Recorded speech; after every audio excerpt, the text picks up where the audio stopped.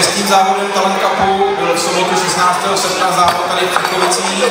Já bych rád tady pozval na pódium Milana Coulka, ředitele závodu, předá ceny a ještě než si řekneme těch prvních 5, tak já jenom připomenu, že opět tady v Čechovicích byl připraven od organizátorů Brod. Ten Brod byl velice atraktivní a závodníci tady závodili na velmi technické trati.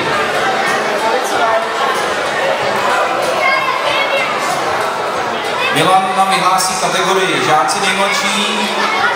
V této kategorii se v celém seriálu umístil na 5. místě Roman Teršl, Jiko Čák a Sušice.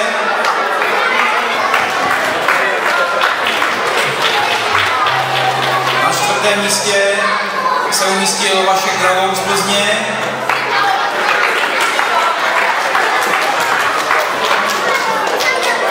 Třetí místo Honza Gross, CK Sport Beran Krás.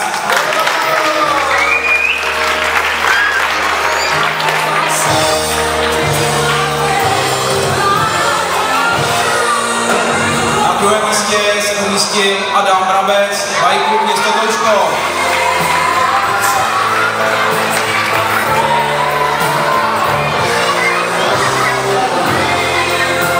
A na 1. místě Bike Klub Město Touškov, Dominik Walcer.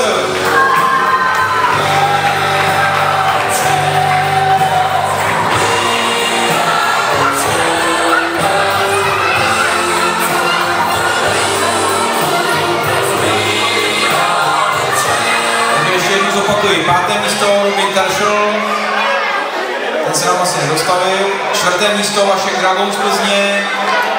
3. místo Honza Gross, CK Sport Beran Krás.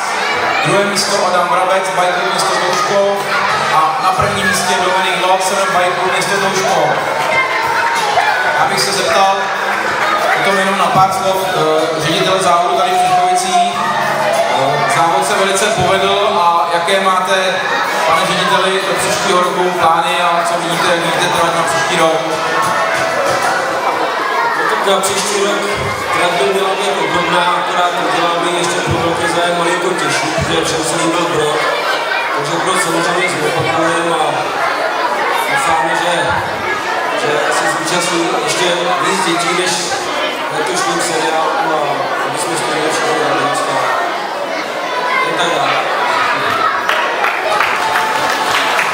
Takže já děkuji za slova řediteli závodu Milanu Coulkovi, velkému nadšenci a jinak některé ty dresy, které tady vidíte pověšené vlevo na té stěně, tak jsou vlastně Milanovo dresy, který závodil a který vyhrával závody jak na regionálních, tak na mezinárodních závodech.